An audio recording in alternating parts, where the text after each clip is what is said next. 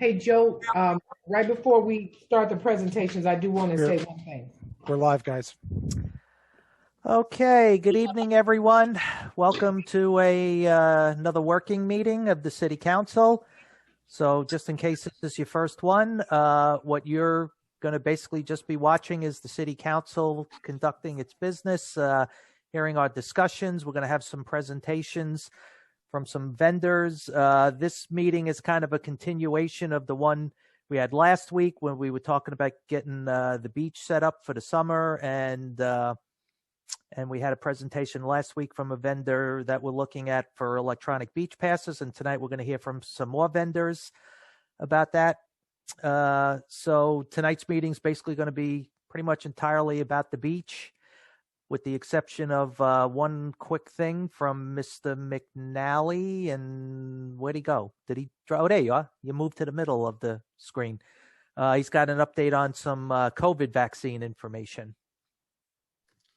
Donna, did you want to say something first, or do you want to go after me? After. Okay. So we just asked from a couple of the council members, since there's been really a flurry of changes as of late about COVID vaccination availability, to give an update as to where and how folks can, sign up to get an appointment for a vaccine. So first and foremost, there's a New York State website and a hotline. The website is covid19vaccine.health.ny.gov. Phone number is 1-833-697-4829. And the closest locations to Long Beach are Jones Beach and Aqueduct, although one opened up this week in, it's SUNY Old Westbury. And we do expect Nassau County to come online shortly with Nassau Coliseum. So speaking about Nassau County, you can actually pre-register, so you don't have to go through the whole process of dialing and seeing whether there's availability or not. Real quick with Aqueduct and Jones Beach, there are currently appointments available, at least as of when I checked at 4:30 today. There were appointments available at Jones Beach, but not Aqueduct. But that changes daily. So, if you sit there and refresh the website all day long, you will get different answers all day long. But people are absolutely getting through. So Nassau County, you can pre-register. It might be for a couple months out, but it at least gets you set. And you know that you have an appointment and you don't need to keep refreshing or keep calling. That website is vaccine.nassaucountiny.gov, and they just stepped up a hotline for seniors effective, I believe, today. For seniors that need help trying to get an appointment, they can call 516-227-9590. That's 516-227-9590. It's open Monday through Sunday, so 7 days a week, 9 a.m. through 4:45 p.m. And just locally, Walgreens has had appointments available for the past few weeks. CVS just came online, starting making appointments this past weekend. So go to cvs.com or walgreens.com. And just so folks know, we don't have any special ins. But if you call the city manager's office, which is 705-7202, again, we have no better ins than any of these, and you will likely have more success via these. But if you're really having a problem, and if you are eligible, give us a call. We'll take your basic information, and if something churns up or we get alerted to something, we'll reach back out to you, because we want to be able to help to the degree that we can. The one other caveat that we'll say for all this information is CVS and Walgreens so Nassau County and New York State are anybody that is currently eligible, depending on what the guidelines are at any point in time, or the eligibility is at any point in time for the entire state. Nassau County and New York State sites are doing that. CVS and Walgreens are just 60 plus and teachers right now. So that's an important distinction. That allows them to not have to worry about HIPAA violations, is my understanding. So you don't have to hand over, here's one of my comorbidities or why I qualify for other reasons, because I don't believe those pharmacies want to be in the business of having to make those determinations. So they are just 60 plus and teachers. But the rest of them are open for anybody that is currently eligible. And as we all know, that changes weekly at this stage of the game. So that's what I got. John? Yes. This is Liz. If you're going to post this anywhere, can you just specify on the pharmacy part, just put an asterisk that they should check the eligibility, so we don't see a line outside of CVS? Yeah, I mean, everything, Liz, is by appointment only, so you can't call our local CVS or Walgreens to make an appointment. You need to go through the national website, which says here's our, and then it goes to here's the eligibility, here's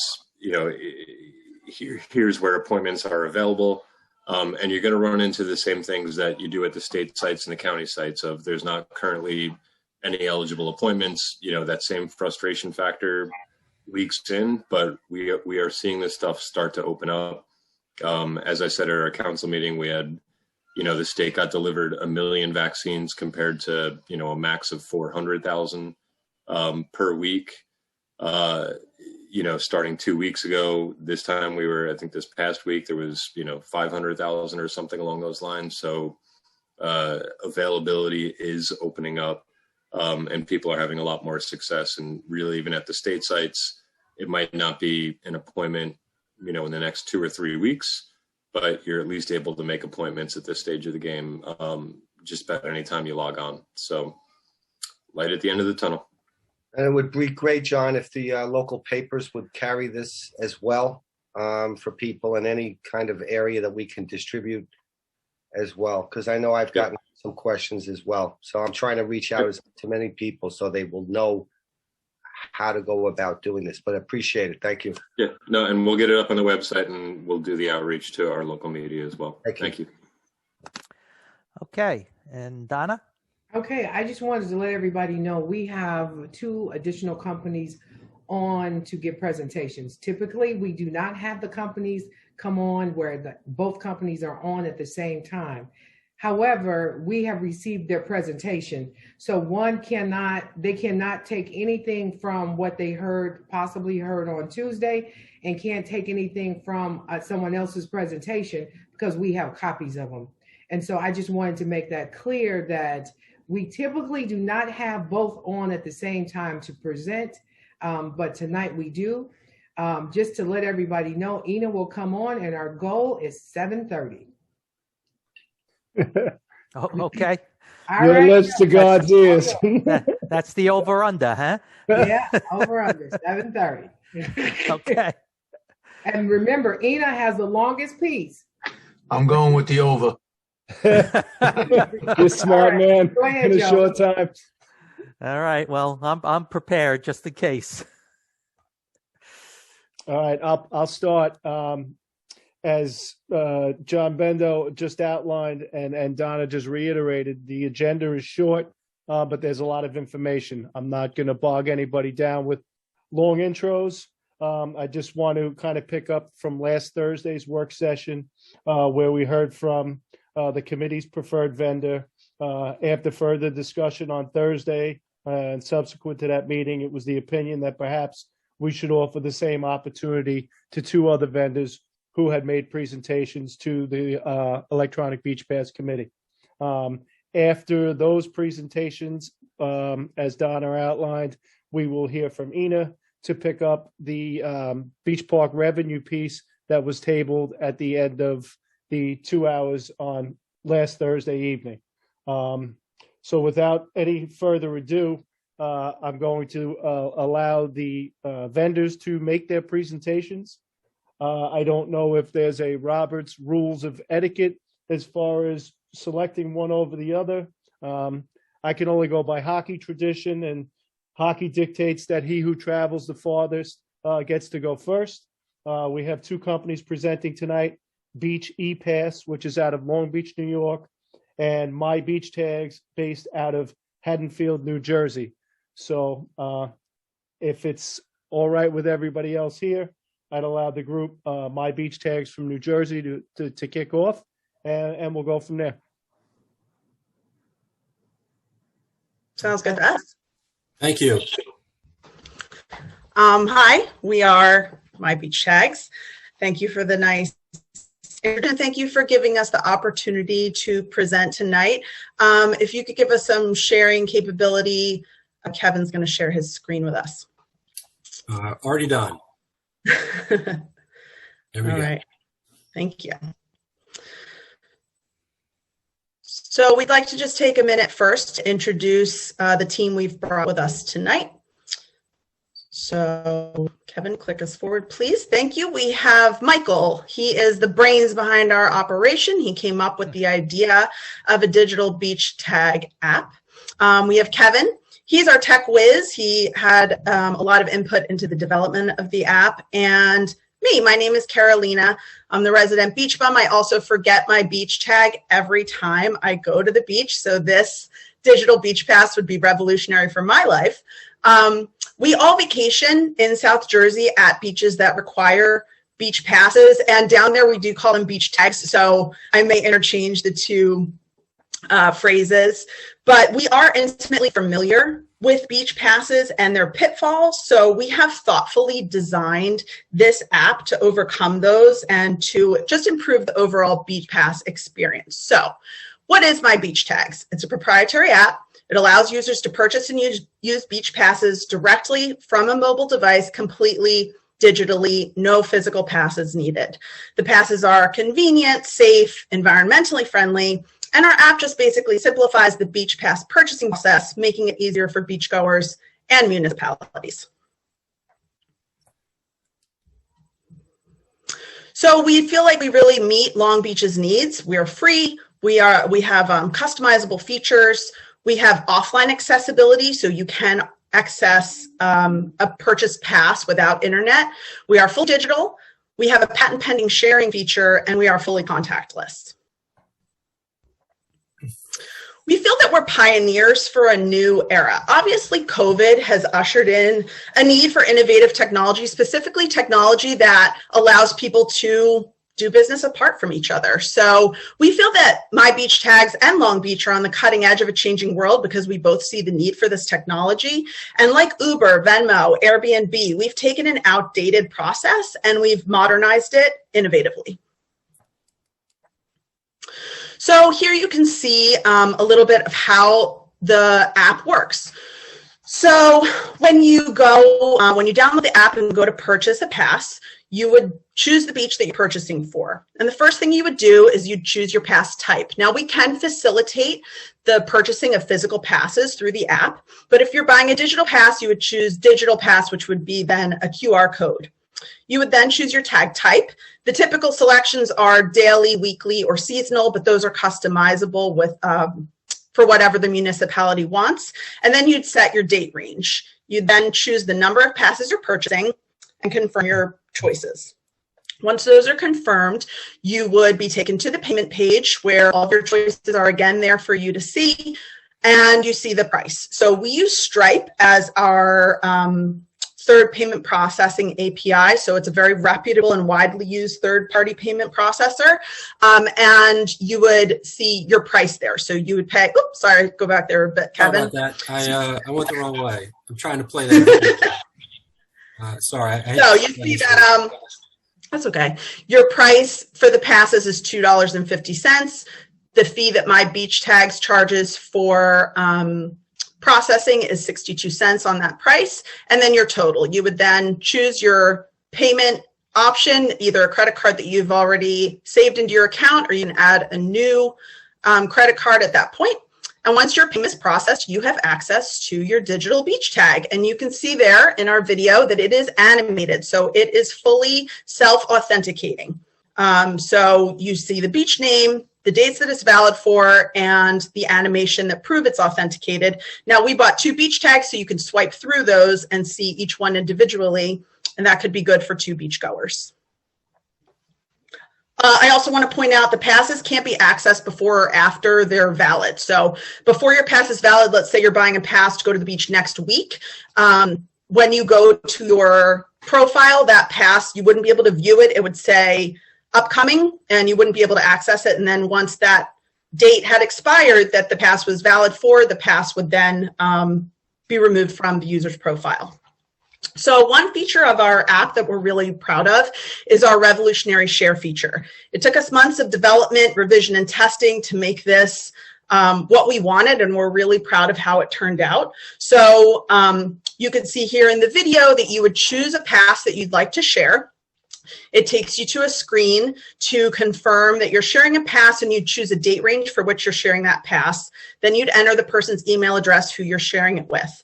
So once a pass is shared, the purchaser no longer has access to it, only the person it's shared with. And they only have access to it within the window of time that's been specified by the purchaser. Once that window of time expires, the pass automatically reverts back to the original purchaser, and the pass is no longer accessible to the shared person in the shared person's profile. So sharing can be deactivated. It is, again, a customizable feature. And the number of shares can be limited, but this helps make the transition to a digital pass a little bit easier because you can easily share a physical pass. This is a way for you to also share a digital pass. So we also have offline accessibility. If you've purchased a pass and you get to the beach, you open the app and the app recognizes that you do not have internet access. You can enter offline mode where your pass has been cached into your phone. You can still use the animated QR code for easy self-authentication even from 6 feet away. So like I've mentioned, our app is customizable. We do have our base model that's built and ready to go, but there are features that each beach will have that you need individual. You have individual needs. For example, Long Beach told us that they need veteran passes, senior passes. We talked about some ways to address that in our original presentation, and these are all features that we are ready to work with Long Beach on customizing.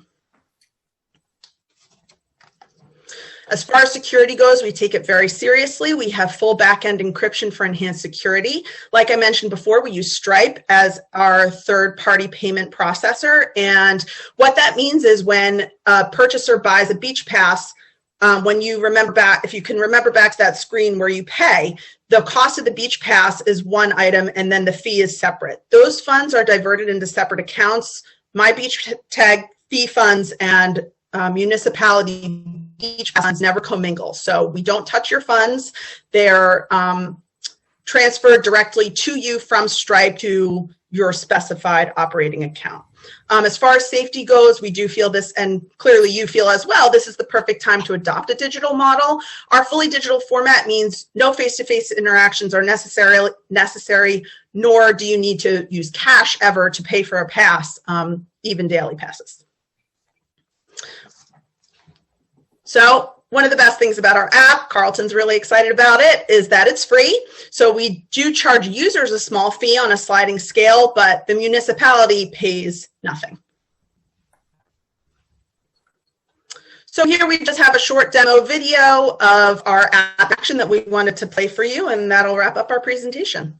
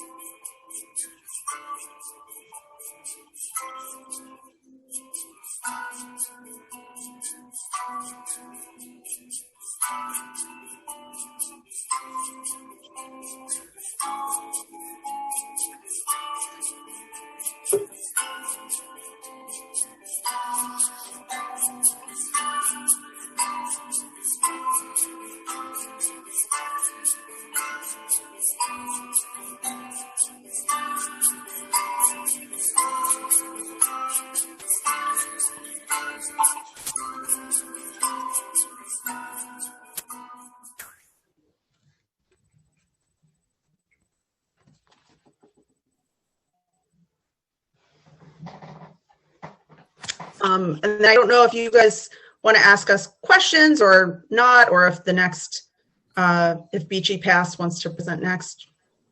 No, why don't we ask some questions if we have them.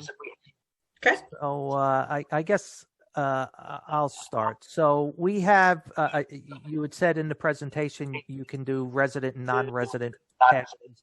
How does the software verify residency? Yeah, so we talked about this in our original presentation, Kevin, if you want to talk about it a little bit more. Yeah. So basically the way that it works is we would have, our proposal would be, I'm getting some feedback here, I'm sorry. We would propose that basically the person purchasing the pass would have to basically check a box within the app to indicate if they're senior or veteran status. Pursuant to the terms of service of the app, we would then have something pop up indicating that, okay, you've selected that you're a veteran or you're a senior. You're going to need to provide proof of this at time when you use your pass. And basically we would have some kind of a customized QR code, perhaps a different color QR code or something on the digital pass screen that would indicate that they're a veteran or a senior. And then the person checking the pass would be able to verify whether or not the person is in fact a veteran or a senior. Alternatively, we have the ability to sell physical passes still. And so, that might be another solution that the town would look at to determine if maybe the easiest thing to do is to just have those people diverted to the physical passes, because those passes can be verified at the time of purchase, with the driver's license or, a veteran ID card. I think Sorry, Kevin's ears are a little clogged. I don't think you heard the question. Yeah. The question was, how do you deal with the resident, non-resident issue? I'm Mike, by the way, and the way that we proposed it, proposal was two ways. And the user profile was, I think we're getting some feedback there, Kevin and Carolina. The user profiles would be designating where they lived. So within the user profile, there'd be a designation of where they lived, and then we would program into whether that area falls within the residence or the non-residents. Or you could also just do it on the honor system, which we believe is what you likely have to do with the veterans and the seniors, which is, are you a resident or not? But we think the building in of the boundary line based off of someone asserting their address within their profile is the best way to determine how much a person would pay for their pass. Okay, so a person could theoretically put in a Long Beach address but not be a Long Beach resident. Correct. There could be unscrupulous activity. Okay. That's right. Where we are on the honor system. The ultimate other way, I don't think we even presented this in our package. I don't know if this is going to be frowned upon, but you could also do location at the time of purchase. But even then, someone could just walk into Long Beach and purchase it and not be at their house. So it's somewhat very difficult to completely eliminate it all. Just like a hard pass, it's an honor system. You could populate an entire beach with two passes. One person, goes on, hands it to their buddy, walks off, gets their two passes, and so on and so forth. So the way we think it's best is to do it through the address system and then program into the application to limit or to recognize Long Beach addresses as to non-Long Beach addresses. The other thing I would add to that, and I apologize, my audio is not very good, so perhaps I screwed that last question up. But the same thing as I was saying with the veteran and the senior pass, we could basically require identification at the time of use, and that person to present a driver's license or valid proof of residency for, to justify that they've got a discounted pass, and then the pass would be somehow distinguishable within the app, such as a different color, and it would display that this is a resident pass. Okay. I just got a couple more then. Is there any limit on the number of categories that could be programmed in? Because we have lots of categories, both in the resident, non-resident, seniors, veterans. We have a lot of different categories. Is there a limit to the number of? So we thought about this a lot when we were developing the app, and we knew that different towns would have different requirements and different discounts to offer. So there is no limit. And in fact, the app was built in such a way that we've already designed it to be basically adaptable to whatever the town's needs are. So the answer is no, there's no limits, and we can do it relatively easily. All right. And who currently uses it, the software? Carolina? only the most innovative towns. So that's, we are new. So no one yet, but Okay. we're fully confident that whoever the first one is will revolutionize beach passes for the rest. When I want to add to that, the reason is because we're fully digital. We actually are finding towns still use hard passes. Not to say that we don't know how to use the hard pass.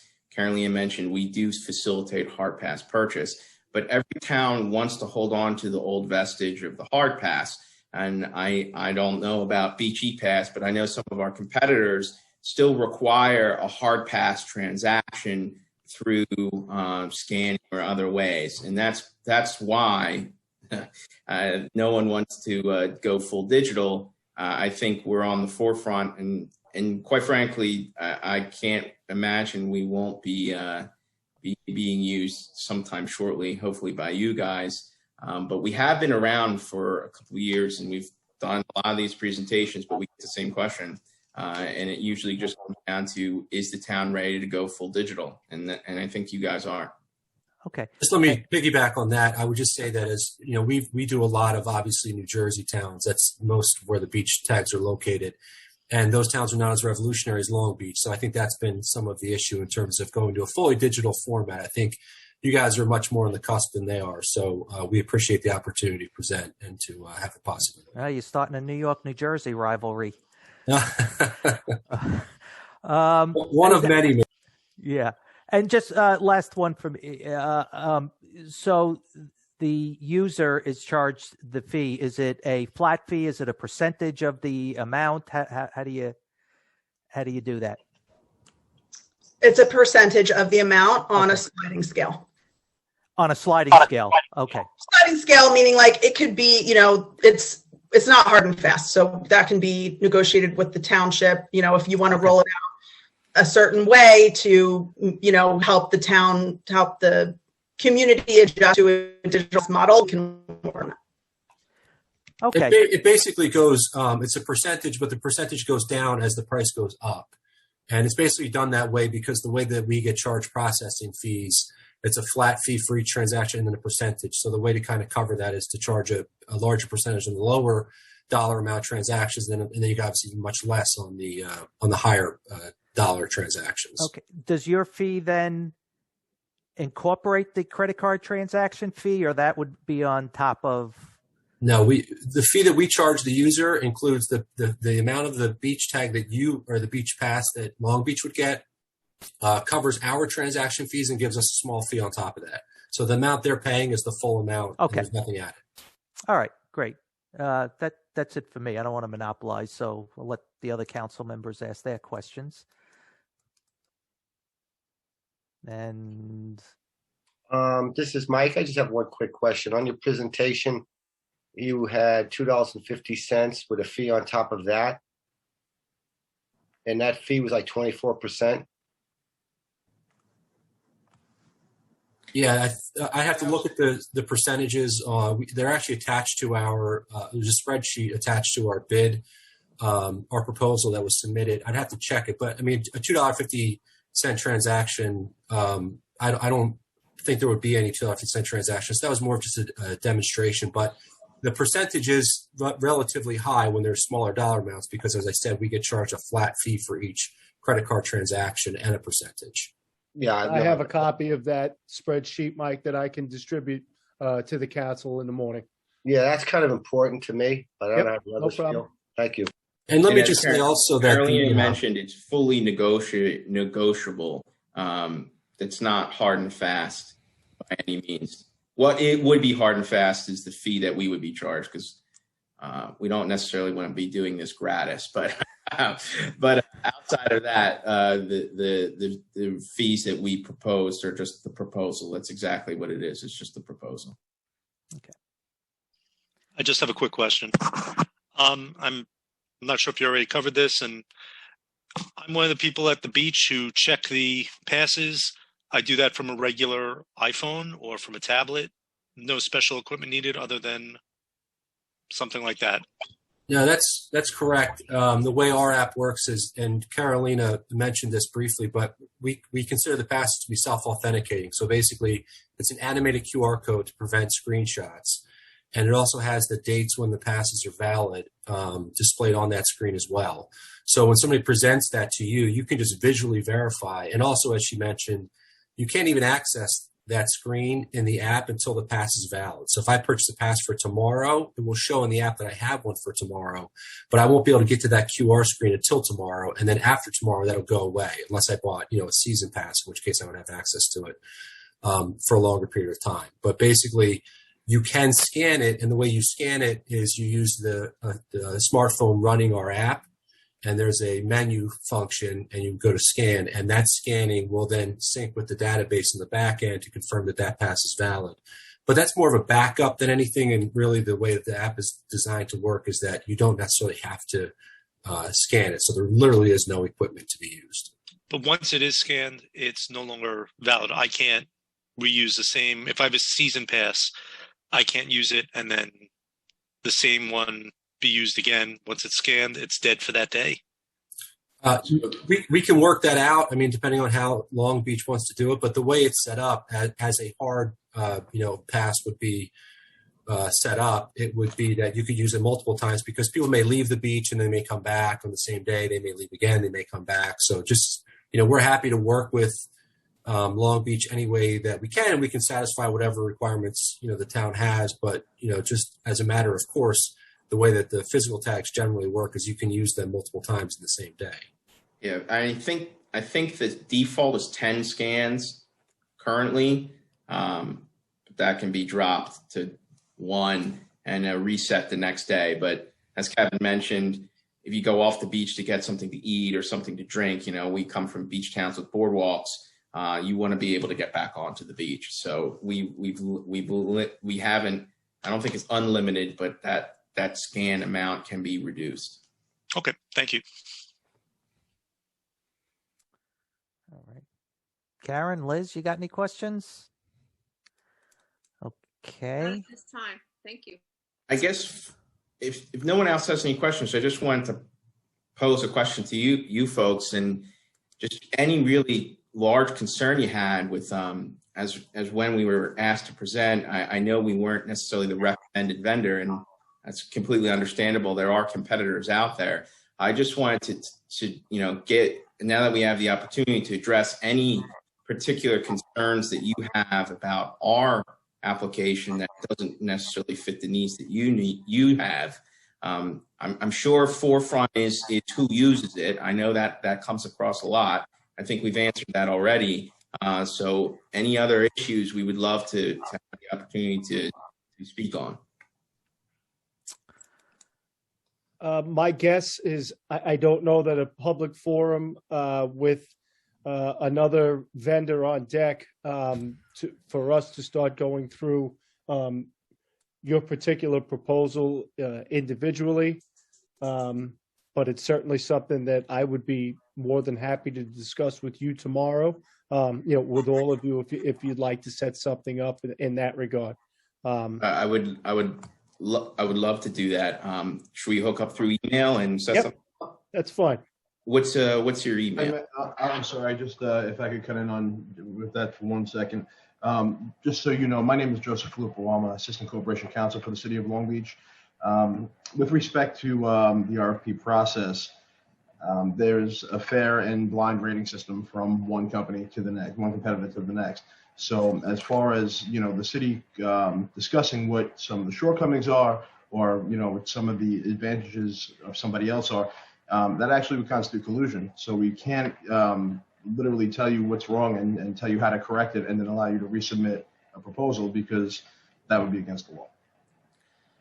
Okay, understood. I did notice that in the RFP there was a scaling system, and actually we wanted to make mention one. I don't know if it's still been. This is actually a minority-owned company as well. 2 females own the company. So I appreciate it. And if anybody has anything else, but otherwise, thank you so much. Yeah, I'd just like to say thank you as well to everybody. We appreciate the opportunity to kind of come back and do this again. And we hope that we've answered any questions and we can do business with you in the future. Okay, we really appreciate you guys coming back and Coming so far from New Jersey. Thank you. Yeah, we drove very far. there you go. And Southern Jersey. So, all right, thanks guys. We really appreciate it. Thank you for your time, gentlemen. And Thank you. ladies. Thank you again. Thank you. Okay. All right, Joe, All right. and who's next? Okay, we have Beach E-Pass. Brian Berkery, I believe, will be kicking off for them. Yes. Brian, introduce yourself and your colleagues and enlighten us with your presentation, please. Very good, Joe. Thank you so much. And we didn't travel that far. That City Hall right there behind me, across from my office. And I just want to let you, the whole City Council, as well as the committee that's been working on this, I know it was an arduous task. It's been months in the making. And as a resident, I appreciate the due diligence because this is a big decision to be made. It's a huge advancement. It's very progressive for the city. So thank you for all your time that you put in. And thank you for the opportunity to present. Most of you I do know. And for the folks that I don't know, I'm going to tell you a little bit about myself. I'm going to end the company and I'm going to share my screen right now. Okay. Everything look good? Joe, you can see that? All right. Everybody's good? Okay. So we are, can everybody hear me? We are Beach E-Pass.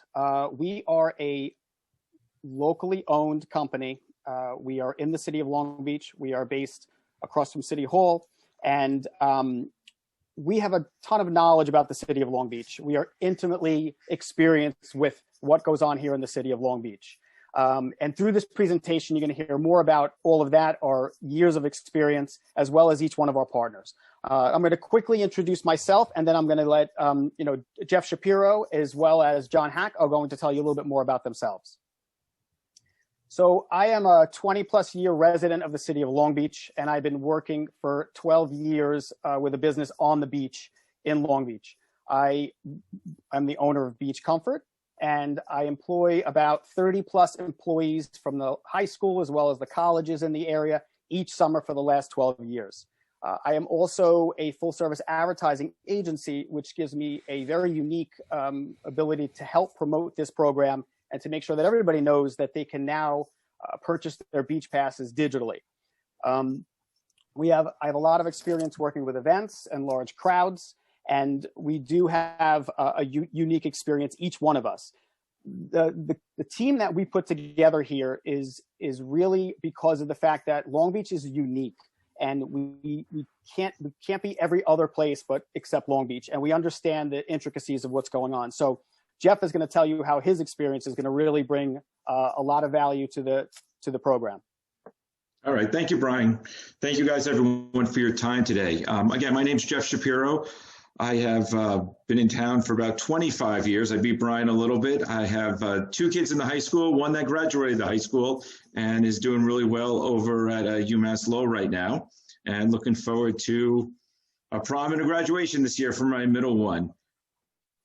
I have experience all over the country doing logistics for major events. I do parking, traffic, and shuttle logistics and crowd control, getting people in and out of events from NASCAR, NCAA, to air shows, you name it. Very unique situations that are not typical. You won't see me at Shea Stadium. You won't see me at Yankee Stadium. It's kind of very unique places that I work. And that experience bringing people on and off the beach is where I'll be able to excel and help in bringing this whole team together of what needs to be done. I've won a few awards for ICAST, International Council of Air Shows, for our unique products and tracking and stuff we've done, and the impact we've done to the industry. I'm going to pass this over to you, John, for what you do and how you'll help the city be successful. Thank you, Jeff. EventSprout was created in 2012. It was actually created from a company that was an event production company. They actually produced one of the largest music festivals in North America, and it was created as EventSprout is a custom software development company that specializes in admissions and access control. So that's a real long way of explaining that we make customized ticketing systems. So that's what we do. We're a boutique type scenario where we come in and we customize 100% of what the process was. When we did the test back on Memorial Day, that was literally created by us, a completely blank sheet. The system didn't exist before that time. I have actually been in the industry of ticketing and access control for now over 18 years. I've assisted some of the largest events on earth. I've done the Indianapolis 500. I've done Oshkosh. We have literally I've done over 4,500 events, and I've actually personally been in attendance at about 500 of those events where we're there maintaining and managing access control and revenue generation. So that's basically it. We've got a full service team. We are all 100% US based. English is our native language. So when you call the customer support line, you are talking to somebody right here in the US. So that's basically what's important for us. And every single one of our systems, and what we were trying to do is not be a cookie cutter. 100% of what we do is that we're going to answer your specific requirements basically as close as the technology allows. And that's what's the fun part of it, is that we're literally writing the technology. If you can logically write it down, we can code it. So that's what we've been brought in for. Again, I've done a lot of things with the air shows. I'm actually on the executive board of the International Council of Air Shows, and I'm a CFEE, which is a Certified Festival and Event Executive through IFEA. So been in the business for a very long time, been there, done that, sold the t-shirts. Back to you, Brian. Very good. Jeff's going to just take you through this technology, which is he'll explain it's not an app. It's different. So. Yep. Thank you, Brian. So as we talked about, apps are great. You have to load them on their phone. As you guys know, everyone's nervous about putting the app actually on your phone. Is it tracking you? What is it doing? Apps are starting to die out now, and everyone knows it's something called a web app. And you've all used it every day. You might not understand it, but it's just a simplified app that's on your phone that's done through your browser. So it's not something that resides on your phone, takes up space, and could be tracking or doing anything like that.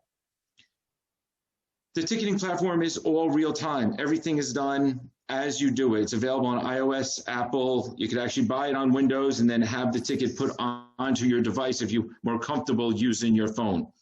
Everything is customizable, as John said. We can meet whatever need you would like. We obviously will be presenting to you our suggestions, but we easily can change it and mold it to whatever special needs you would like. How are we going to do information? Obviously, we're going to store some basic information of the user, including their name, email address. Each customer could also set up an account if they want. They do not have to set up an account. So if a one-time user just comes to the beach and they just want to real quickly buy a pass and use it, that is absolutely fine. And we're not going to bog them down with setting up a user ID and all of that stuff. It is optional to them. The system could limit how many beach passes are sold / activated for the day. We could also limit how many are bought for each household. We could write and meet whatever needs you guys could think of. We could pretty much figure out to put onto a computer to meet that need. The big thing is being a resident, knowing what goes on. Brian and I know it very intimately with the cards and how you get on and off the beach. We know your pass is good from about 10 a.m. to 6 p.m. You're going to come and go throughout the day. How do you buy it? Right now, you wait in line. Well, the idea of that was, let's get rid of the line. Let's make it more convenient for people to do. But how do you verify someone that is in town? So those residents like us, what's so important to make sure that they have the ability to buy their pass instantly right away? So what we're able to do is we're able to actually take their credit card information and verify it to the credit card bill to ensure that that bill and address is where their credit card is going. So we'll use their city and their zip code to ensure that the credit card is matched there. That would qualify them to buy the resident pass. So it's real simple how it works. You activate the ticket. It gets locked to your phone. Once that ticket is activated, again, it is locked to your phone. So you're really not going to pass your phone around to people to let them on the beach. It's activated again and locked to your phone. But you can buy multiple tickets and you can send them to someone. Those tickets are not date particular, they're season particular. Again, so if I buy a pass today for 3 days from now and it's not nice out, you guys don't have to worry about refunds and all of that. I just wait the next day and I activate it. It's a real simple process to activate it. And we're going to shortly show you what it's like to activate it and how the ticket takers will handle the verification of them. Okay, John's going to just take you through just a little bit of the security back end. I think this might bore some people, but for the folks out there that understand this stuff, it's pretty impressive. I'll try to make it very, very quick, folks. So realistically, you're looking at 3 different pieces of the security. Once again, EventSprout and eBeach Pass is literally going to be hosted in AWS. So that's the Amazon Web Services. And we utilize, once again, all of their security protocols. So when you're looking at where is this physically residing? Is it in somebody's basement somewhere? No, it's actually with Amazon, and it is the most secure place on the planet for you to keep your data. What we get to touch, obviously, all of the code, all of the things that we're handling, and all of the customization, all of those types of pieces is handled by a very, very tight and secure group of our development team. It is also at all times overlooked or overwatched by our director of development, who actually sees and touches every single piece of it and approves every single soul who has access to any of this code, because obviously this is a very important part for us to be making sure that we take care of. And then the other part, just like the other folks that you've talked to this evening, we also use Stripe because it is a very, very solid platform for people to be using for their credit card processing. It gives you the PCI level 2 security protocols. And the fun part about this, folks, is that just like they said, that the money never ever commingles, the data does not either. Okay, I don't ever see a credit card number. The credit card number literally never lands in any of our data. Okay, we don't get to collect that. I also therefore can't do anything with that. If I were to ever be issuing a refund, I'm literally issuing that refund through Stripe, because Stripe are the only people who know who that credit card or what that credit card number actually is. I got a code, I got an approval, I send that approval back to them and say, hey, I need to give this money back.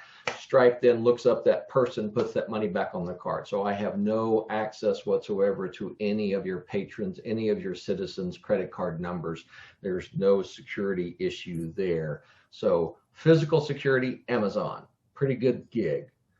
Inside security, a very tight team that literally all look at each other and see each other. We're all in the same place. We're not in China. We're not in Indonesia. We're really right here in the United States writing code, looking at each other across the hall. And then credit card security, Stripe, bulletproof, literally deep, deep, deep. And once again, a separation of church and state in these powers. So when it comes to system security, we really do. This is very important to us. This is our day job. This is what we do for a living. We're going to make sure that it's an incredibly secure system. Very good. Thank you so much, John. Now, folks, I'm going to take you through how it works, how you purchase a digital beach pass through Beach ePass. It's a very user-friendly web app platform that is customized for the city of Long Beach. It's easy to use, provides step-by-step instructions, and will walk the customer through the purchase process. Beach park and city information, as you can see, is all right here, right in front of them. So we can continually give them instructions, information, quick links to keep the process moving and to make sure that everybody enters the beach, knows the rules, and can be able to communicate. You can communicate with them. Everything here is customizable. You have the screen with a nice image of the beach there. That can be changed to whatever we want. And also all of this copy, if we decide to change times or there's any other situation, everything's customizable. Then you get into the selecting of the pass type. We can put any type of pass in here. There's no limit to what we can put in here. The beach pass type will appear in the menu for your selection. The discount passes will require additional information. So if you're buying a resident pass, you'll be required to put the city and the zip code in, which your credit card will then confirm that that's correct. And that is going to be a way for us to verify a resident versus a non-resident. When you're making the payment, this screen probably looks very familiar to all of you. It's a standard way to put your information in. I know my phone already has it pre-populated, so I could just click on stuff and it's already pre-populated. I usually just have to put the security code in there. And it's the same thing. It's a secure platform, which John was just explaining. And we could accept any types of credit cards that are available in debit cards. You get to a purchase confirmation. After you click the previous screen, you'll get a purchase confirmation page which will provide clear view of the purchase that you just made, the totals. And this screen can also be customized to give messages to the people purchasing the tickets for future or whatever it might be. They can give updates. Then you get to the screen where you can activate the pass. Now, you could either activate the pass by clicking to go to activate your passes, or you could choose to activate it at a later date. What Jeff was saying earlier, the tickets don't have, the beach passes do not have dates on them. It's just a beach pass. And you could activate it on whatever day that you want to go. So if you bought it for Saturday and it's not a nice day on Saturday, you use it on Sunday. As long as you use it before the end of the season, 6 o'clock on Labor Day. After that, every pass that's not used expires, the same way your regular passes expire now. There's also, during beach hours, every single day there's beach hours. So Memorial Day till the end of June is going to be weekends. They'll be available, but they'll also be available during the week because people will most likely be buying passes for the upcoming week. But throughout the season, customer service, live customer service is available for not only customers, but also the city. If there's, even though we will be around to call us directly, you could still call the customer service if you wanted to. So here is where we have a active pass verification. This is where I think that things are so clear to look at. And, I think Jeff or John alluded to the fact that we created this. I presented this idea to the city of Long Beach about 3 years ago. And the administration just wasn't ready. And then last year we were trying to discuss it again, but there was just too much going on. But what I did is I had John create this for me, and I started using it on the beach to try to break it, to try to figure out what works best. And I can tell you that it worked seamlessly every single time I was on the beach. But the passes are color coded. So if you look at the first blue screen, that's the initial screen you get when you activate your pass. When you get up to the ticket taker, you could be at a distance from them, and the time is actually ticking. So they can clearly see that it's that date that they're actually there for. It's the time is actually ticking, so they know it's an active pass. But even if that wasn't good enough, the ticket taker could ask the customer to just tap the screen. Once they tap the screen, it changes color completely into a different color. So the middle one you're looking at right here is what it looks like if they tapped on that same screen. If you tap it on again, it goes back to blue. So this is a way to avoid screenshots. And if you could create some kind of a video that actually ticks down and changes color, I'll give you a lot of credit for that, but it's going to be almost impossible. And then you look at the ticket all the way to the right, which I don't think I have to explain. 6 o'clock, it flips red, and we already know it's not good. The next day they try to show it to them, it's no good. They can see it from a mile away that it's a red pass. Like I said, everything's going to deactivate, or not deactivate, but be expired at 6 o'clock. And similar to all the other beach passes. Our system is also integratable with a scanning device that will track and provide real-time totals for each visitor entering the beach at a specific location.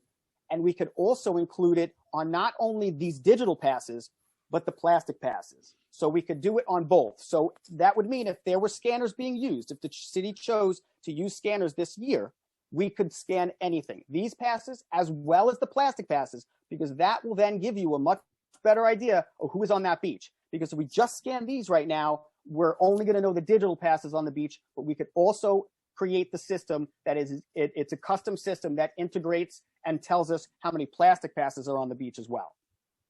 I think Jeff is going to take you through how to prevent discount digital passes from purchasing unqualified visitors. Absolutely. We've all touched on this a little bit. I just want to circle back and make sure you guys understand how we think about making sure the residents that are the taxpayers are getting the correct ticket, how the veterans are getting the right ticket, and how the seniors are getting the right ticket. So we talked about the residents. We will use their credit card information to verify their city and their zip code and make sure it matches the credit card statement, and then they would be offered a resident pass. It could be the daily pass, season pass, or the family pass, whatever you guys choose. That's how we're going to allow them to move to the step to purchase those special tickets. If we're talking about a senior ticket, again, they will go in, put in their information, put in their age. When they go up to the ticket taker will do the same thing they're doing now. Say, hey, that's that orange ticket, that's a senior, and they look like they're 12 years old. And they can challenge them, be like, that doesn't look like the right ticket. Now, our last choice is the veteran ticket. How do we take care of the veterans? We obviously have the backup, the same thing as a senior, that we will have the red, white, and blue logo, as you see, for a veteran. Very patriotic, very clear. You let the ticket taker know that that is a veteran. We could thank him for their service. We could verify to ask them for some identifications. And there is a roundabout way. There is a large cost involved, but there is a master database to be able to check their numbers. It can be done. It's definitely costly to be done, but it can be done if it's something you guys would be interested in doing. It's something we could talk about, the pricing and how we integrate that into the system.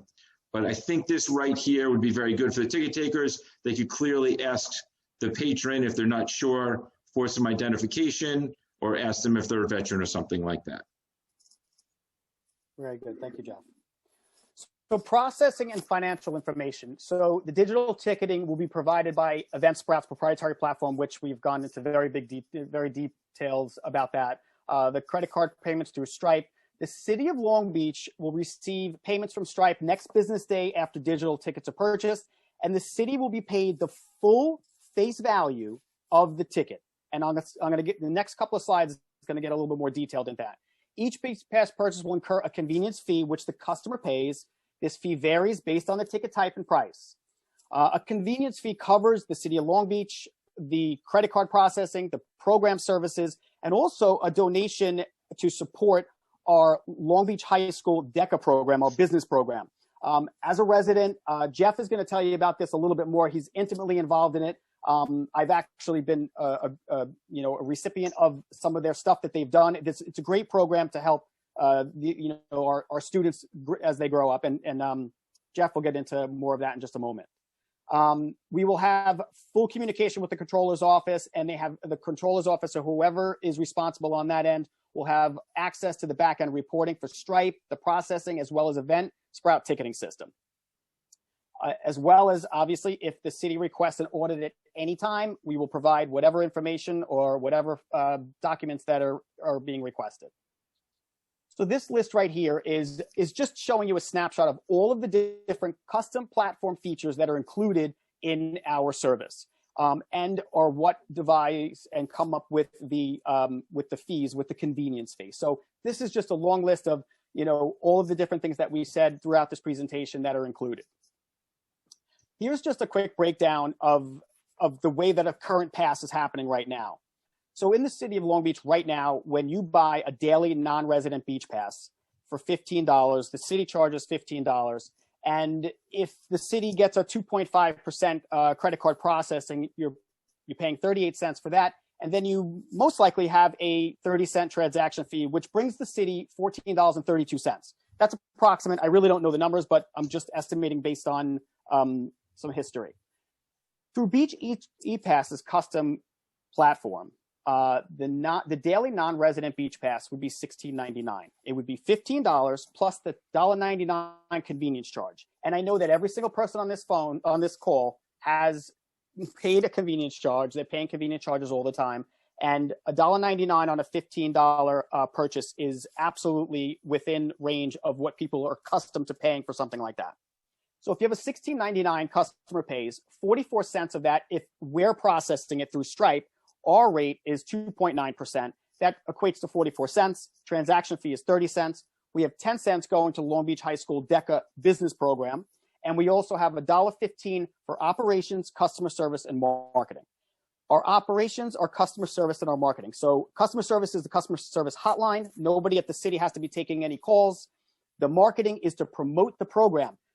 We're not going to have a program if we don't promote it. We can tell everybody once they get here that they can buy digital beach passes, but we want the whole world to know. So we're going to take our own money and put into marketing campaigns to let people know that we have digital passes now, and this is the best way to get on the beach.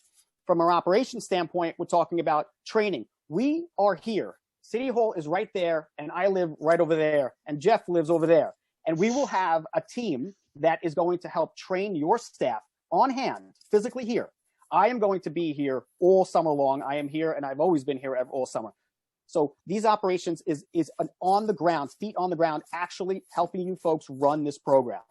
So if you look at that number, the city of Long Beach will get the whole $15 right back to them.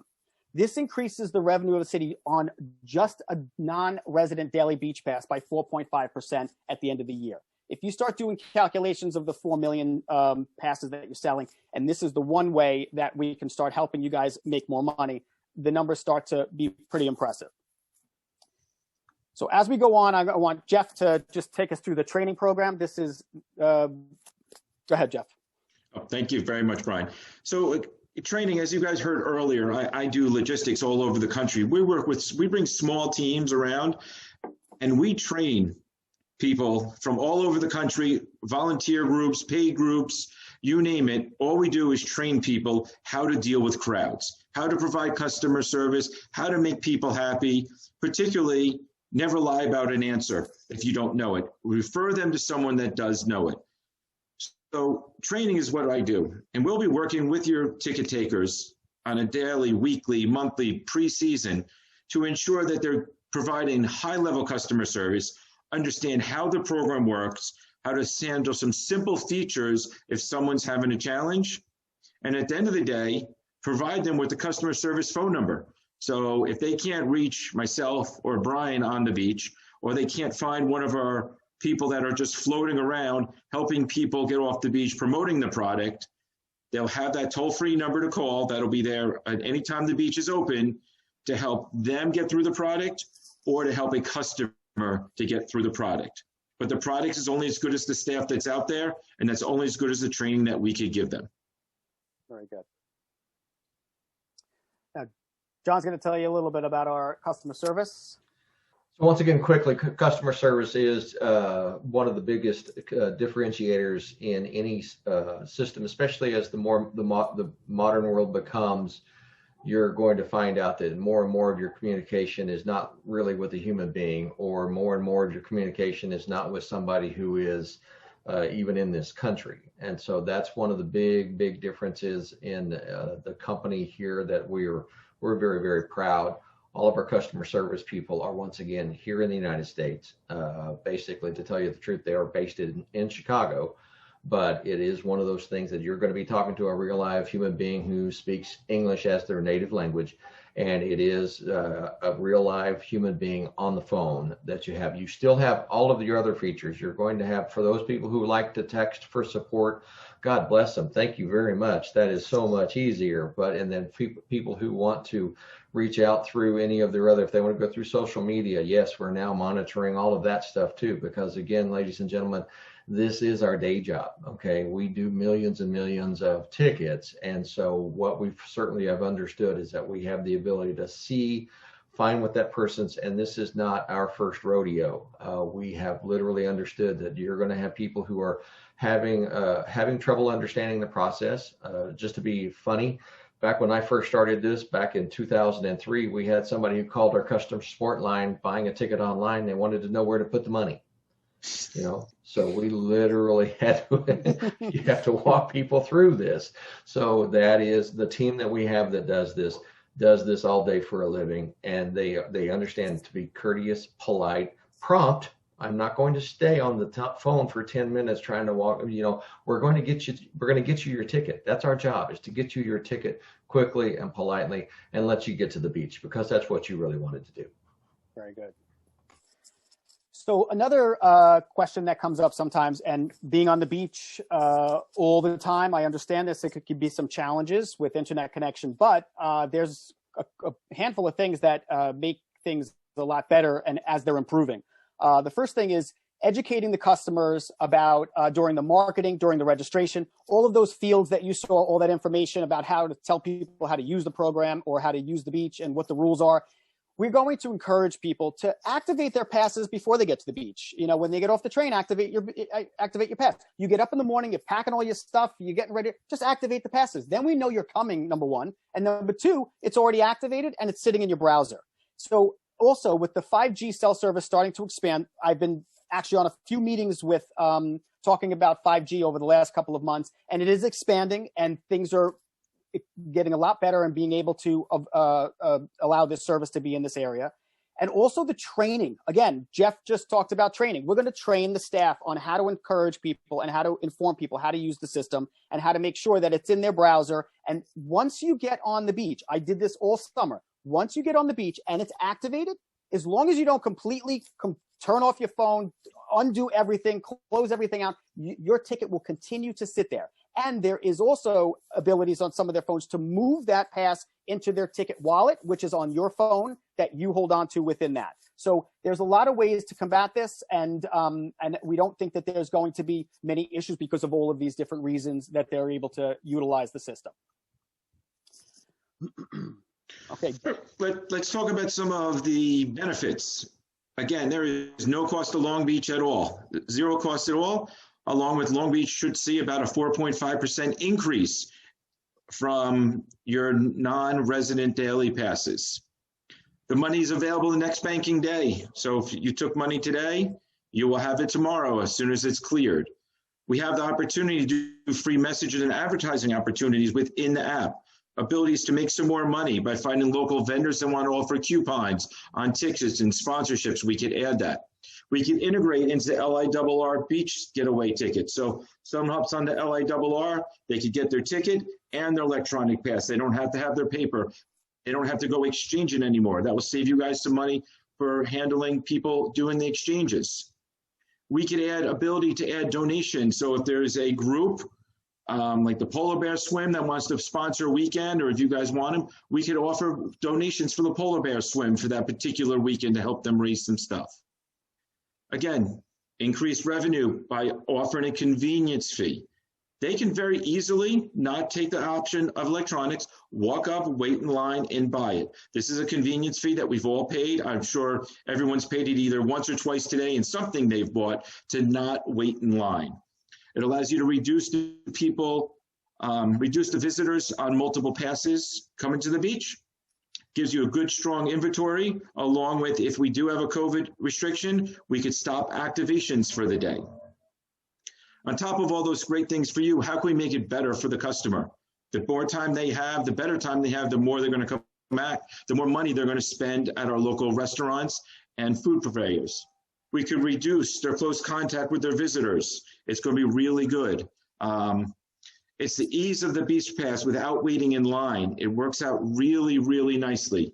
This is progressive. It's fast. It'll be a great way to get those new people to the beach, and we'll be keeping everyone safe that have to take tickets that come and often on the beach, and we could still have a season. Brian, back to you. Yep.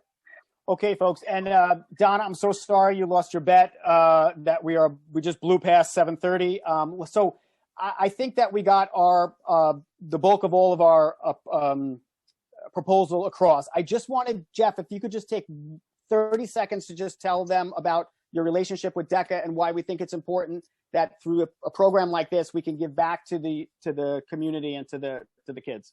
You got it. So all my kids have gone through DECA in the business program at Long Beach. They've learned so much about real life stuff. DECA is a national organization for business. They learn how to take interviews, negotiate, and do all of that stuff. This opportunity to bring the high school students and give them opportunities to do internships and to learn about the real life going on of customer service and marketing and all of that would be absolutely wonderful. And then we could help support our local community so people can get to DECA and they can continue the great work they're doing in the high school.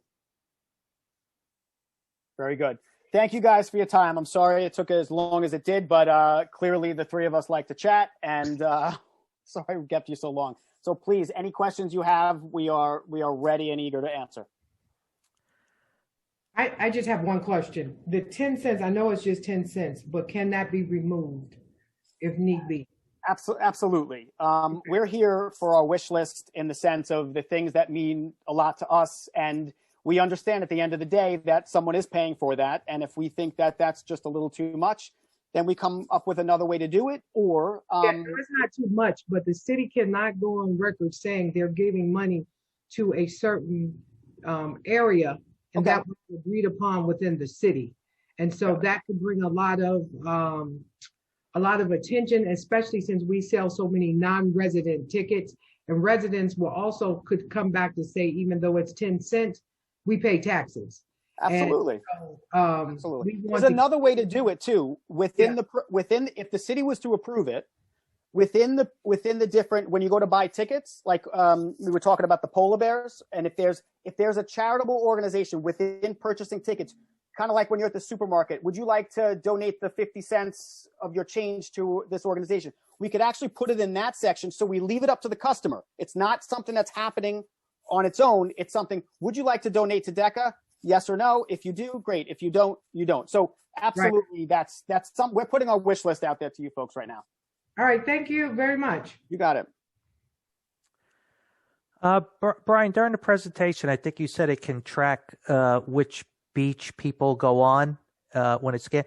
What ability does the software have to run reports? So in other words, if we wanted to get demographic data, like when people were coming on the beach and where they were coming on the beach and things like that, does this have the ability to run reports so we could slice and dice data? Absolutely. Yes. One of the most important parts here always in our world is people want to know what happened. Okay, so you're going to have literally all of the pieces of information. So your name, email, mailing address, phone number, how many passes did they buy, when did they buy their passes, when did they activate their passes.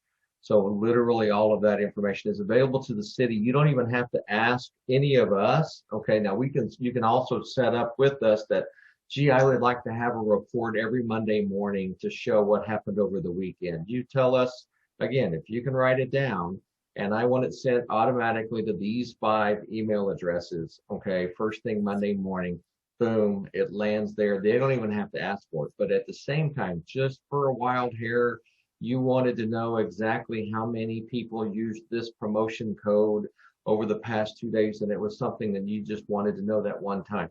You have the ability to go into the system, okay, and ask for just that specific exact information, and you get to see all of it. And it's going to be, once again, it's in charts, but it's also in real life hard numbers, okay, so that you can actually see it. Once we get down into the 2nd and 3rd year, hopefully, realistically, you're also going to have year over year. So you're going to be able to see, how are we doing compared to this day last year? Are we above or are we behind? And it's right there in front of you on a real simple graph that you can actually hover over and see the real numbers. Does that answer your question? It does. Okay, good. It does. Thank you. And I got just one more. So we got you were talking about, for example, to verify residency, it ties back to the credit card address. We got, like many beach communities, we have a lot of snowbirds that spend half their year here, half their year elsewhere. For people that are in that kind of situation where their credit card might be tied, let's say, to a Florida address, but they do live here half the year, we typically give them the resident pass. Is there, how would that be handled? You do have there's probably 3 answers. Okay, again, I would, and that's the 3 that I think of because I've seen it in a lot of different ways. But again, if you guys have something that I don't know about, right, and it's logical, you can write it down, and it doesn't include, do they have a blue car? Because I can't see that online or anything else like that. But what we normally end up working with is that address verification based upon, and the reason why we use the credit card is that you can't fake that. You can't use the wrong, okay? We're going to bust them. Their credit card won't go through if you use the wrong information. Right. The second one, realistically, is that if you wanted to have a way that someone like a snowbird that's coming in and they don't have any credit card that they have with that information, if you guys want to issue, and this is, you can see where I'm going, you want to issue somebody or give me the password, so to speak, for your snowbirds, and I give those snowbirds that ability. Now, I'm really preferring that this is a big difference. This is a huge price difference. This isn't like $2 off of a $100 pass. So you don't want to give you something that's going to be publicized on Facebook one day and there goes your whole, pricing structure. I normally would like for you to send someone, or I can send to you, okay, a list of passcodes, all right? And they will work one time. All right. And so you have a snowbird who comes up and they want to do that and they validate. Okay. But we're not, again, my call center doesn't have a good way of listening to that person say, look, I'm looking at my driver's license and I know, or this is the apartment complex that we live in, or this is the house that we're renting. It would at that point have to be handled by somebody who can validate it and give them a code. Okay. So that's why the city part, I mean, if we can get it down to just those people who come, who don't have any credit cards in Long Beach, but they live at Long Beach during beach season, then let's try to find out. And if you guys have a system that you think of that will work better, if you can write it down logically, I can do it. There is one, John, you've mentioned this to me a couple times, just so you guys know, he's always said electric bills, water bills, tax bills. If there was a unique number for a resident and that is available to share, he could identify a particular house or unit through that way, and then you don't have to send out tax codes. So I understand what you're saying. A snowbird has their driver's license, credit cards, everything in another state, but they actually own the house here. So they don't even have a driver's license. They probably walk up to a ticket taker and bring their mortgage statement or electric bill or something like that, and they show someone that physically. They still have the option to buy the ticket. We're not telling you guys you can't buy a physical ticket. You can still use them. We can still track them. But down the road, if you want to try to get rid of that, they could come up and you could give them a code. Or if there is a unique identifier for each property, you could, and that's available for John to have, they could use that unique identifier, you know, like section, block, house, something, and he could use that. Whatever way you could write it down, and you could identify a particular house to make it easier and seamless for the customer, we could come up with. I mean, the big difference, folks, is this is literally custom code. Okay, I am not, and normally my conversations, I am not Ticketmaster, where you have to bend your world around what I've already written. None of this existed, okay, before Memorial Day. All right, and I can double over again what we've done since then in 2 weeks. Okay. I guess just one more then before I move on. Obviously, you use this for your air shows and other lots of other events, and I get it. Tickets are tickets, whether the event is. I'm just curious. Would we be the first beach to use this if we were to use it? I believe you would be, especially in this format. Now, I have done beach access for individual events. We have done beach festivals. Right. We have done beach air shows. But yes, for what you've asked me to do, that's what was so cool when I saw what you guys were wanting to do. The whole idea of a ticket that doesn't require a scanner at all, ever. No more do I have to worry about sunscreen in the buttons or sand down in there or a kid taking it and putting it in his pocket and taking it home. All of those worries literally evaporated from my head with the whole idea of, hey, is there a way that you can make the ticket do this? And oh my gosh, that's brilliant. So that was, and I didn't think this stuff up. We just write it, so it really is. And same thing as you guys, what we normally try to explain to folks is that once you get on board and you understand that we're not fibbing, we literally write this stuff for you. I'm not trying for 400,000 clients. I want the important part to hear is that all of the ticketing is all entry points and people. That's the important part. We have entry points and we have people entering in that given area. So that's really the bulk of all of the experience with other programs. So okay. But I know we've blew past the time, guys. I'm so sorry. I'm sure all your husbands, wives, and family are all mad at us. And Donna, whatever bet you lost with the commissioner, I will pay half of that, I guess. I feel so horrible. But is there any more questions? We really do appreciate all your time, folks. We do. Donna, didn't we bet the first 2 years free for the app? Wasn't that what we bet? It's free to you forever. We told you there's no cost. The app is free to you guys. Very good. Very good. I'm going to have one quick question for you, if I may. Once a beach pass for a certain day is expired, will the resident or non-resident, the person who purchased it, will they be able to have any demonstration or proof that on such and such day at such and such time that they activated this pass. And the reason why I ask is because what I'm thinking of as the city's prosecutor is there are times when people might say, oh, I had a pass, but my phone died. Is there a way for them to then show me or show the city, the court, that, okay, yes, I had a pass on this day and my phone died, but look, this receipt demonstrates that on, July 1st at 2:00, I had a pass and it was activated. So yes, remember what the way I think this was set up and designed is that you purchase a pass, and we don't know when you're planning on using it, as long as you're planning on using it kind of in this season. I mean, if you guys wanted to make it go for next year too, that doesn't bother me, but you bought a pass. And if at any time, so we certainly understand that you have that. I have that report instantly. You paid for one. Now, I will also have a telltale that you activated your pass. All right. And remember, you can activate that pass any day this season. But the day you activate it is the day you're saying you're coming. Okay. And once again, in case you are in a COVID restriction that today only 100,000 people, that's really, really easy for us to fly by the seat of our pants and go, today it's 100, tomorrow it's 95 or 105 or whatever you want to do. So it is when that person literally activates their pass that they told us they're coming. All right.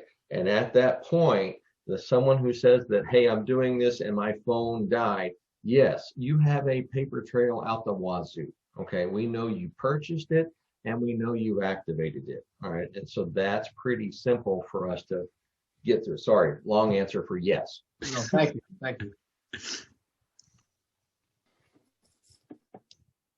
All right. Any other council members have any questions? All right. Thank you. Seeing none. Thanks, guys. Really appreciate your time. Very good. Thank you, guys. Presentation. Appreciate the opportunity, guys. See you around soon. All right. Jeff and John, thank you. Thank y'all. Thank you. All right, Ina, you're up. All right.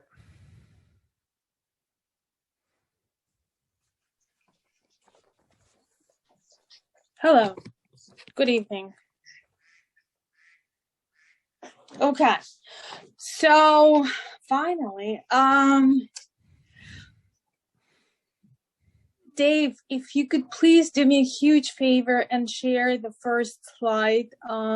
Which file name is it? I don't have it listed. It is called it's called Beach Season 2020 Beach Season Pass. 2020 Season Pass. 2020 Season Pass. Okay. Stand by. There you are. Okay. So, I hope that everybody can see that slide and what that represents. I'll try to quickly now go through what I have to present. So this pertains to summer of 2020, right? Just few concepts here. This is not fiscal year. That's for summer, right? One summer encompasses in 2 fiscal years, and one fiscal year has parts of 2 different summers, right? So fiscal year 2020 has July and August of 2019 and May and June of 2020. This is not fiscal 2020, this is summer 2020. It shows sales for each category of beach passes that we sell. And it compares, the schedule compares the total of total in tickets of and dollars for parts of summer of 2020. That's the top portion of this presentation, to the total of summer 2019 for the comparative data and parts of the summer. I can probably start with going through the bottom of that slide, which shows the total of summer 2020. That's the third row from the bottom. summer of 2019 and the variance between two seasons.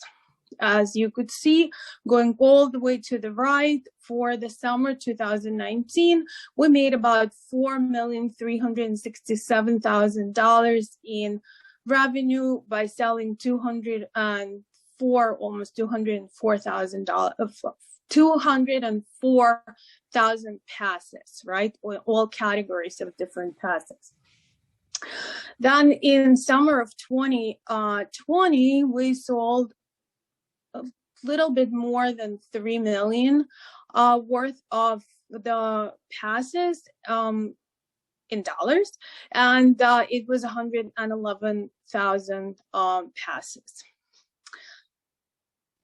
So you see that the variance, the negative variance from 19 to 20 was about $1.3 million, of which that variance is split into 2 years. July and August of 2020 is actually this fiscal year, 2021. That's the year that we live in. And impact on this fiscal year that's about to end June 30th to 2021 is about $853,000. So I'm going one column more to the left, right? It's the second column from the right. And in May and June, it was fiscal 2020, the year that was closed, and impact on that fiscal year was $475,000, $476,000 almost. So I'm sure that it's pretty obvious why we had limited access to the beach for the reasons of pandemic, and it impacted our sales. So that's about this slide. I'd be happy to answer any questions on this one before I'm going to move to the next one. Ina, this is Liz. I just have a quick question regarding, because I know in parentheses is bad guys and not is the good guys. Maybe Mr. McNally can answer this. So is that gap available for any of those care funds? Have we put in for that? Because that's our primary source of revenue. I know this has nothing to do with what we're talking about, but it sort of does. I'll let John take it. So all I would say is, their funds were not. So there's care funds and then there's. John, you're coming in really crappy. Yeah, John, you're breaking up bad. Do I still sound like a Ewok? Yes. Yes. If you could just get back to me, that question's on my mind. That's all. Go ahead. Sure. I mean, the shortest I can do is the CARES Act was not for local government. John, I don't think that your audio is really working.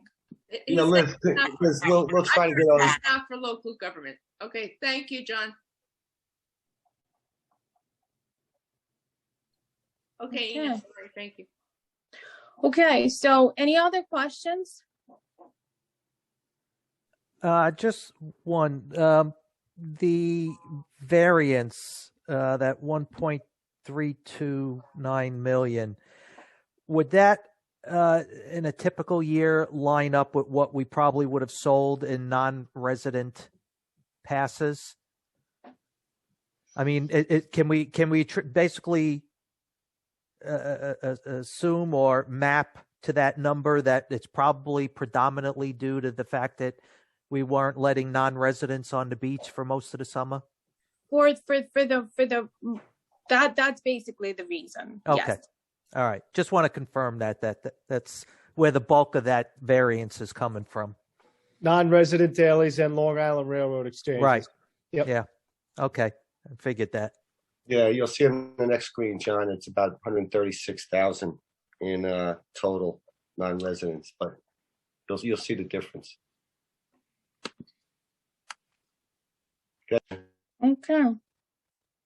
If no more questions, I will then ask Dave to please share the next slide, and it's called 3/18/2021 BP revenue and expenses.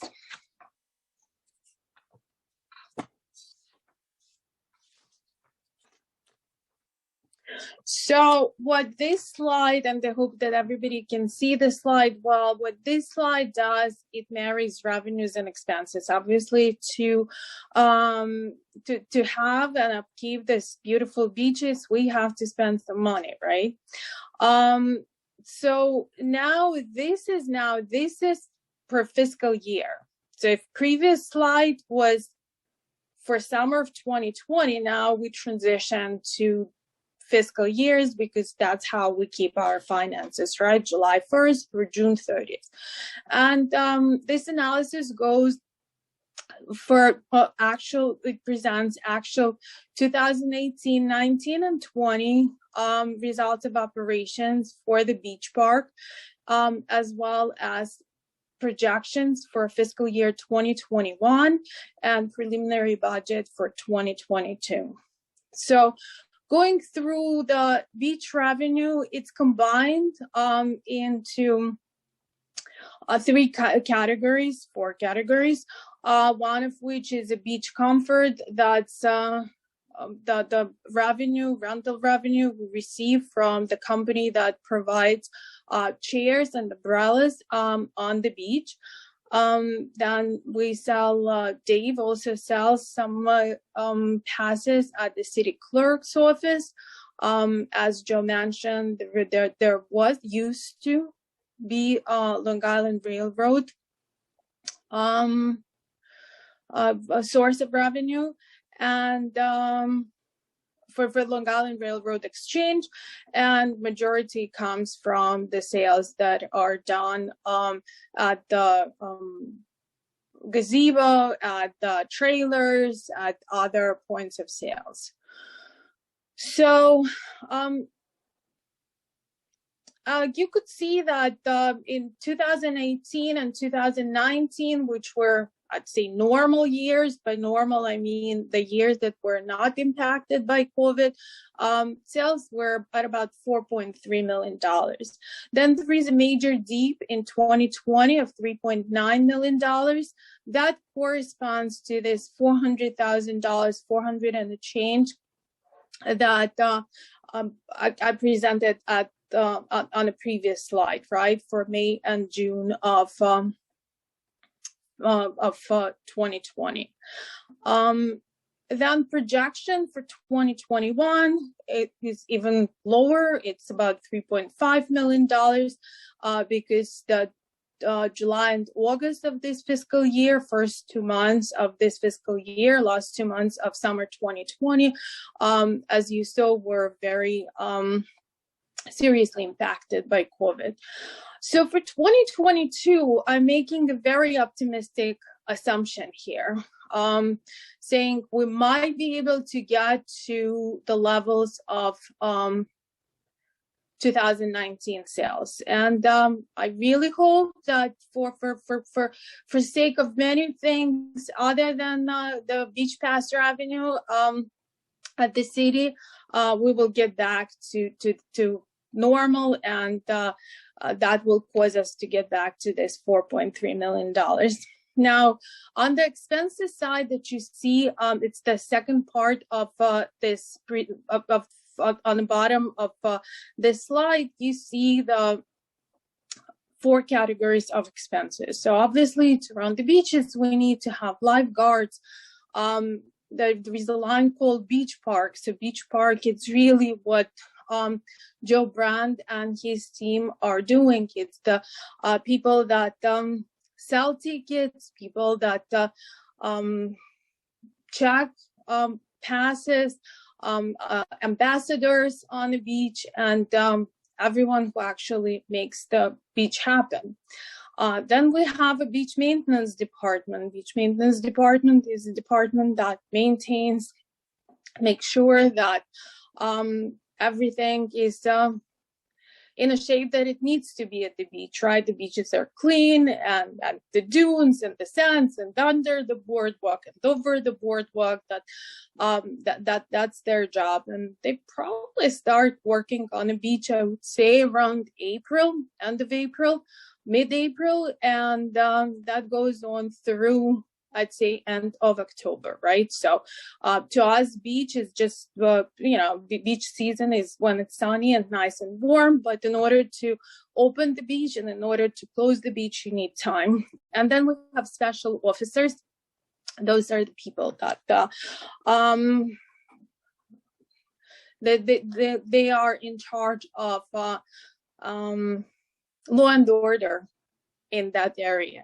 So this shows the total per each one of those categories, and the total for each one of the years. I'd just like to point out one thing, that this includes fringe benefits. Fringe benefits are budgeted separately in one place for all the departments. So in order to come up to the true cost of, let's say, running a lifeguards department, I had to take their salaries and apply fringe benefits that we pay for they're all part-timers. So the fringe benefits that we apply to that we provide to the part-timers, we calculate that rate on an annual basis.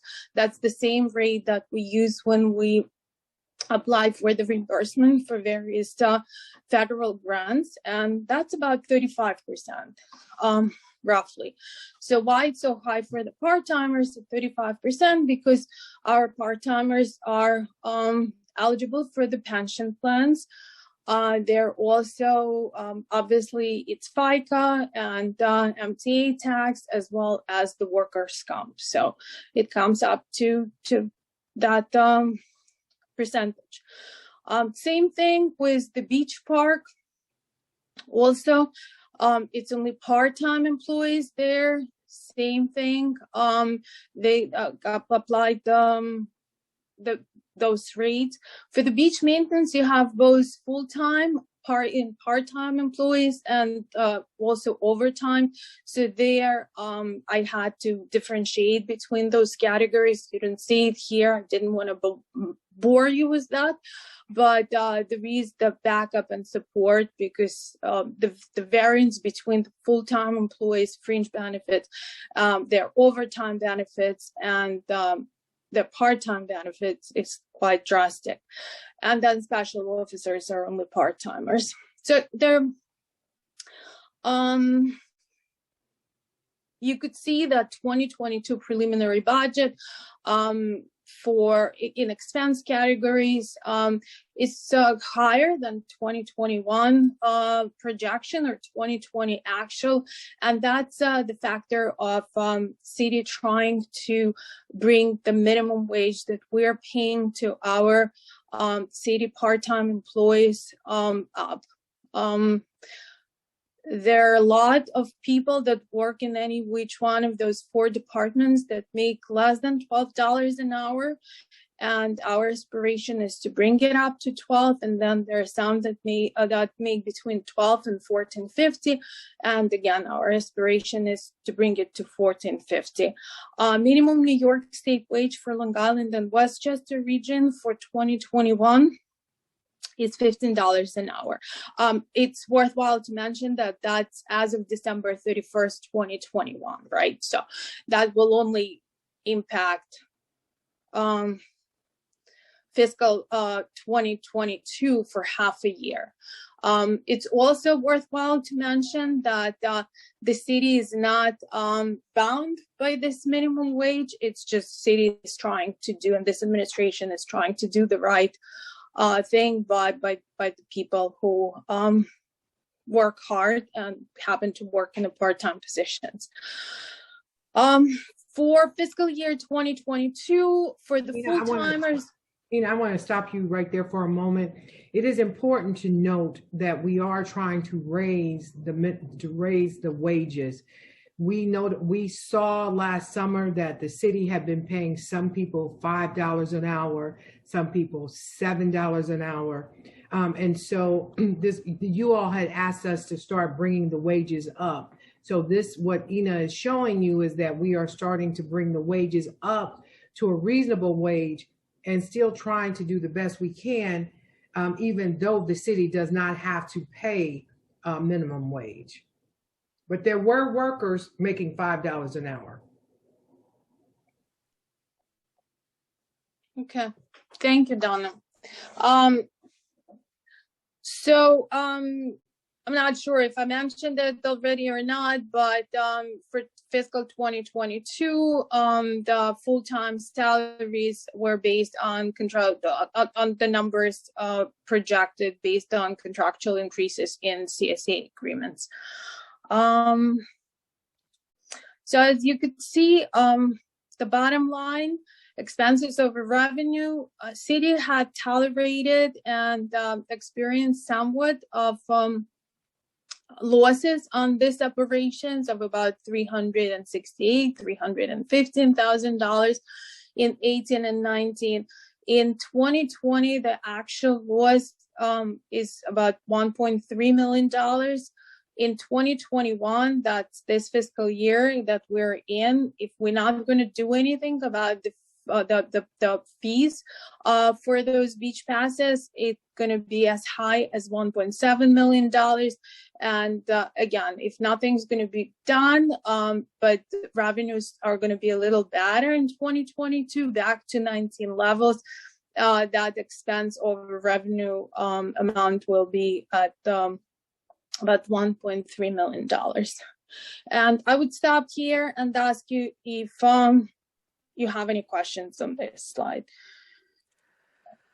So the assumption, the $4.3 million assumption on 2022 is going back to a 2019 baseline, but that's also predicated on the assumption that the state's going to let us go back to full capacity on the beach this summer, which we don't know for sure yet if they're going to let us do that. So for budgeting purposes, unless we get something from the state on that before our budget is due, we may have to err on the side of conservatism. Otherwise, we're going to way overestimate revenues and leave us a big hole in the 2022 budget. I agree, and that's why it says on the slide that this is a very optimistic scenario. Right. It's in bold letters. Again, And I guess the other thing, and I guess I'm kind of stating the obvious here, but to my knowledge, this is the first time the city has ever done a detailed business analysis of beach operations. I mean, we keep hearing touting that the beach is the city's cash cow.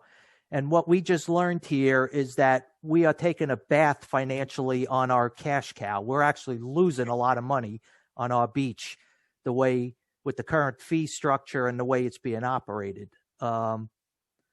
which is a very valuable piece of data I don't think we've ever had before. That's the first one I did. Well, I've never seen one. And I mean, even before I was on the council, I've been looking at budgets for the city for a long time, and I have never seen something like this done. Yeah. So it's definitely, if you were to look at it as a profit center, it's not a profit center as of now. No, we're losing money on it, and we've been. Yeah.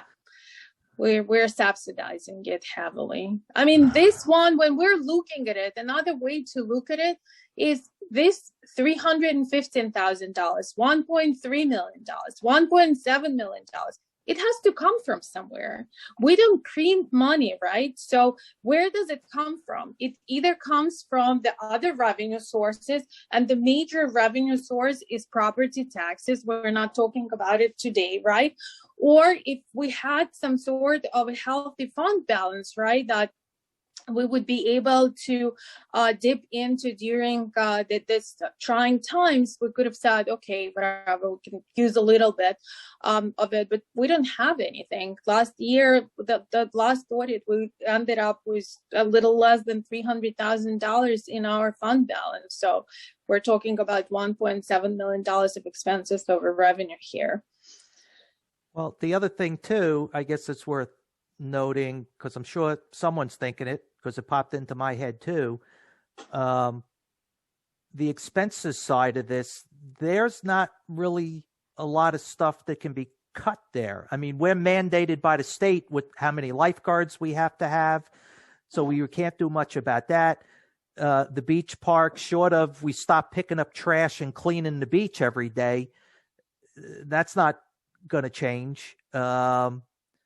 We have to have ticket takers to check the beach passes, and as well as we need to help with the specials. There's not much to trim here if we wanted to try to do that.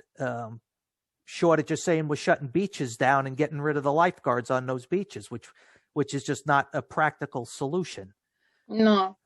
And as far as managing and as far as keeping track of the lifeguards, the hours and the dollars, once summer starts and they start working, bi-weekly, I communicate with Chief and we go over the numbers, and he does actually an excellent job at trying to stay within the budget.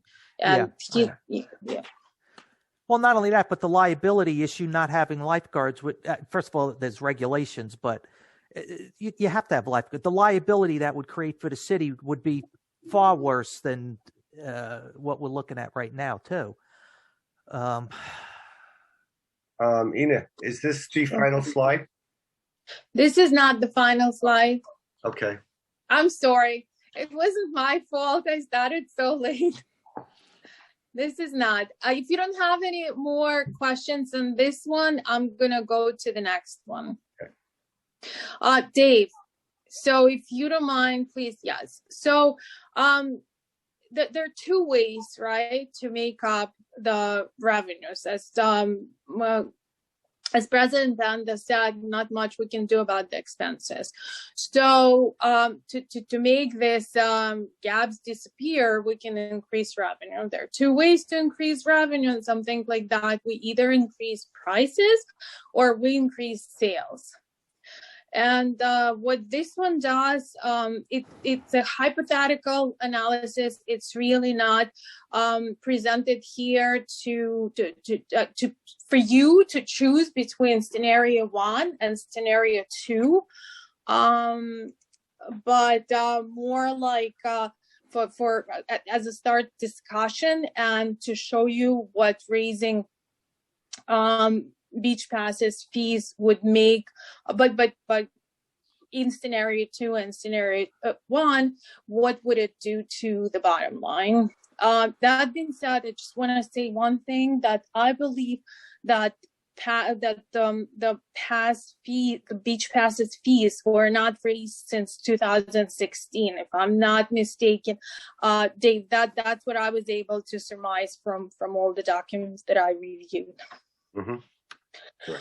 So right now, this one again, that this schedule shows the historical and revenue scenarios for summer 2021 and projected fiscal 2022 impact. It has all the categories of the tickets that we sell on the column on the right.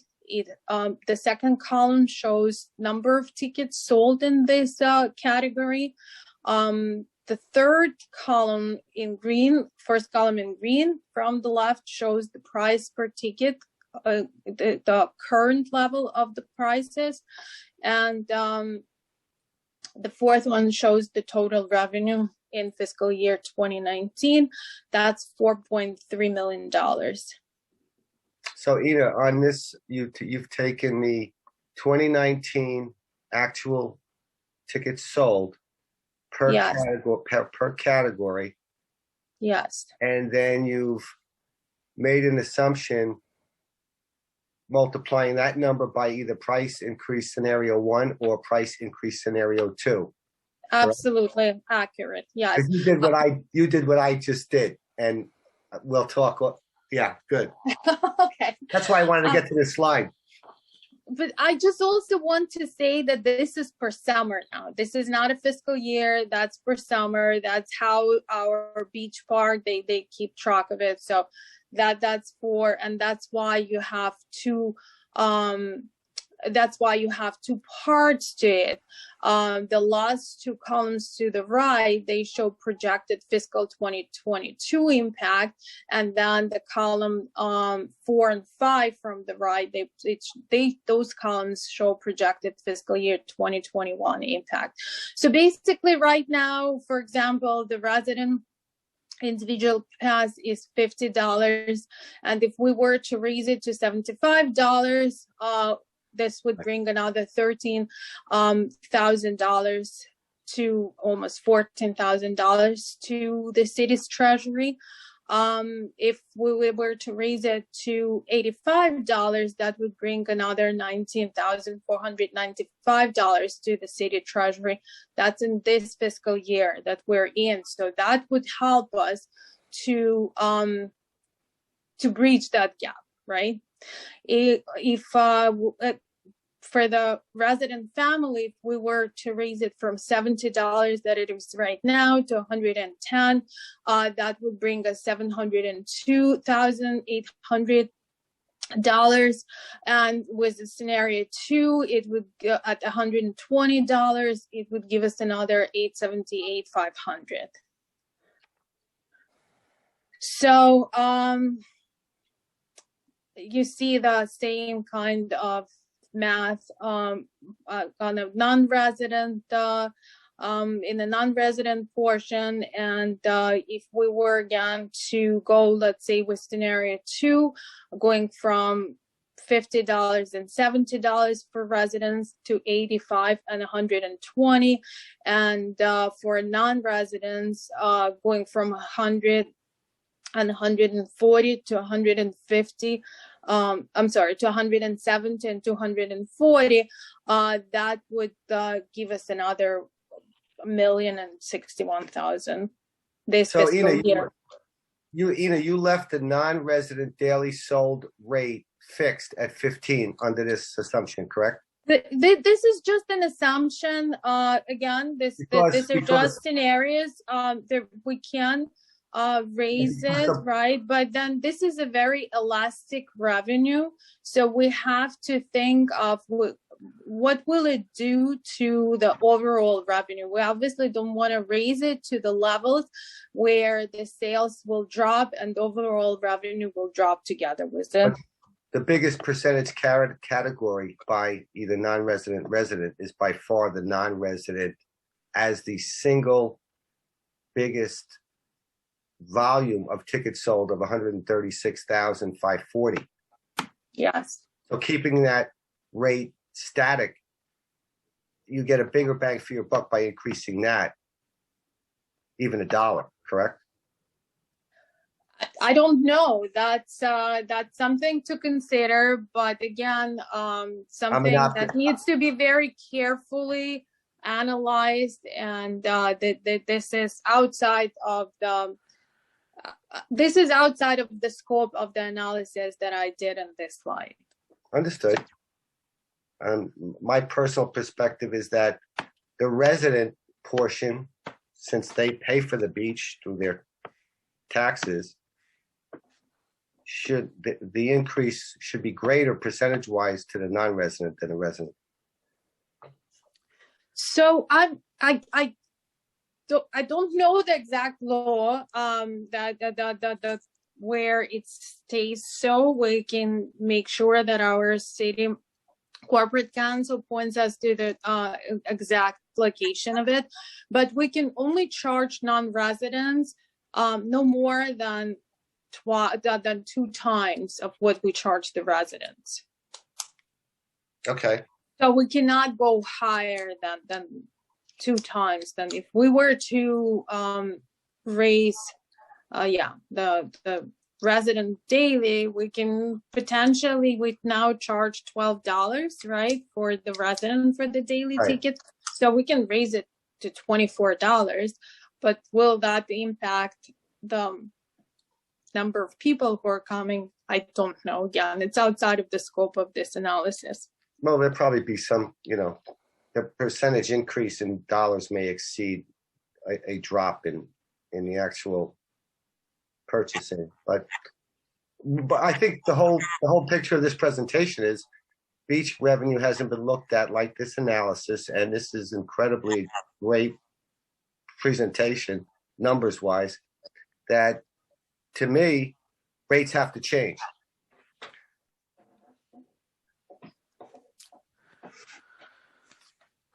Yeah, I mean, to me, that's the cost of running the beach has increased every year every year, and we haven't changed any rate structures in 5 years.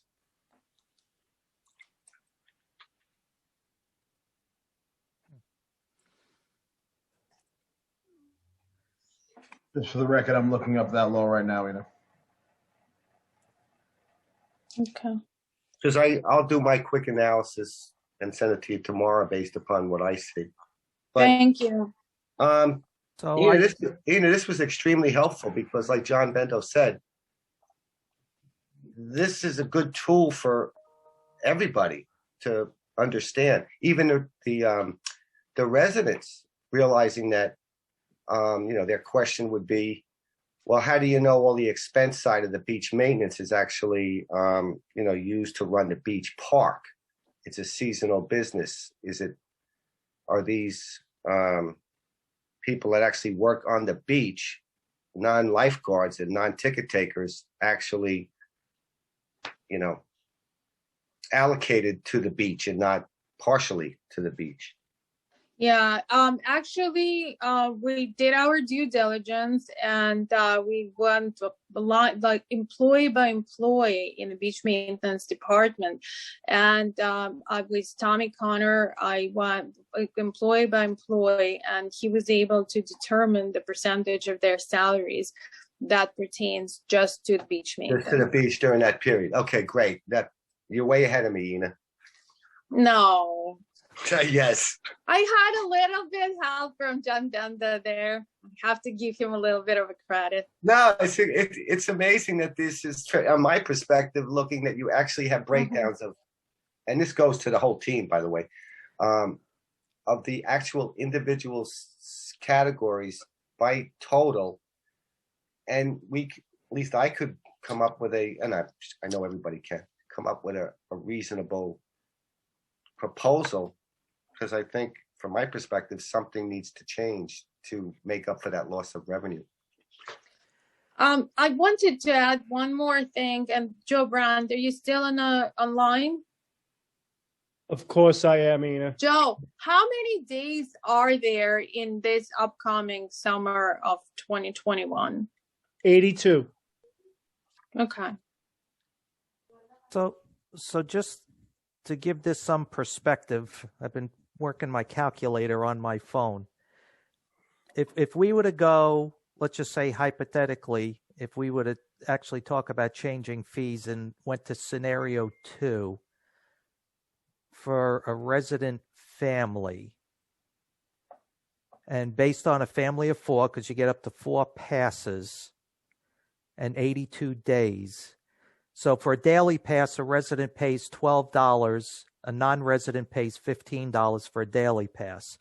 Mm-hmm. But for a family resident pass, even in scenario 2 for a family of 4, it comes out to 36 cents per day. Correct. Per person. Correct. So somebody's only paying 36 cents per day to get on the beach. I mean, I guess I never did that math, but that gives some interesting perspective. John, the quick math that I did, and I have to evaluate my numbers before I submit them. I come up with a total of $4.8 million in revenue, assuming taking 2019 ticket sales, these numbers in volume multiplied by a rate that is not here, that I just did quickly. I'll check it, but that's somewhere in this medium. We need to exceed 4,360,000, whatever that number was in the cost. The lifeguards, the beach park, the beach maintenance, increasing the minimum wage to those, provided the city management's recommendation, to at least approach a break even. Yeah, and I just did real quick too for an individual, a resident individual. Again, even if you went to scenario 2, it comes out to $1.03 a day. Yeah. To access the beach. Yeah. I'm not sure what entertainment you can get elsewhere for $1.03 for a full day. And there was always an assumption out there, because that the beach park was raked in so much money. There was such a moneymaker, and this really shows. Well, that's been the narrative as long as I've been around, is that the beach is the big money maker for the city. Right. And I think we just found out it's not. It's not as it only not, but the city's losing money every summer on the beach. Right. So there is one more thing, if I may add to that. What you see in that revenues and expenses presentation is just the direct costs. Those are the costs that are can be directly allocated and are directly charged to those departments that have direct involvement with the beach. But part of what I do, right? Part of my salary, part of Donna's salary, part of police overall, our debt service, there is much more to it. So which you actually don't see here. So that's what we call overhead, right? It's not even here. The true comprehensive cost of running the beach would be higher. Right. Absolutely. I totally agree with you, Ina. If each department was allocated a certain percentage towards, even if it's July and August, every allocation, debt service, much higher. You're right. So basically what we're finding out is that all the ramping up we do in services in the summer, the ramp up in revenue is less than the ramp up in services. Correct. Yeah. On a cost basis. Yep. We spend more to have the summer than we take in by having the summer. Right. So just so I'm get this straight. So we've been subsidizing parking. We've been subsidizing the beach. Anything else that we're not doing right? We have to leave something for April and May meetings. Yeah. Keep it interesting. Liz, I'm sorry. I just want to say, Ina, that, and to your team, and again to the administration staff, that this is, I think we're both kind of just blown away by these numbers and the fact that the narrative has not been what we've been believing for all these years. So I think that we just are taking that in, and that's why there's so much silence.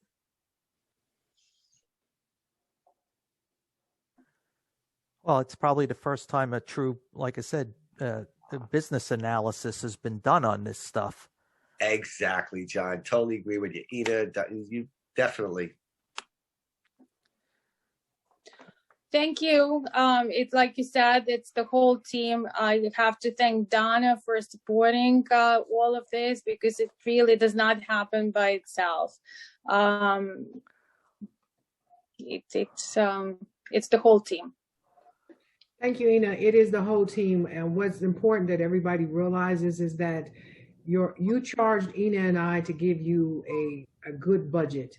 And we want everyone to understand, not only the council, but the residents to understand what goes into that budget and where the numbers come from. And so now we're drilling down and showing this is actually what you spend money on. We started with parking.